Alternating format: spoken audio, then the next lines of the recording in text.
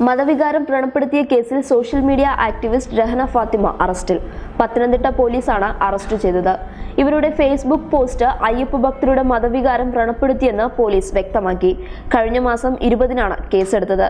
നേരത്തെ ഈ കേസിൽ ഹൈക്കോടതിയിൽ മുൻകൂർ ജാമ്യാപേക്ഷ നൽകിയിരുന്നെങ്കിലും കോടതി തള്ളിയിരുന്നു.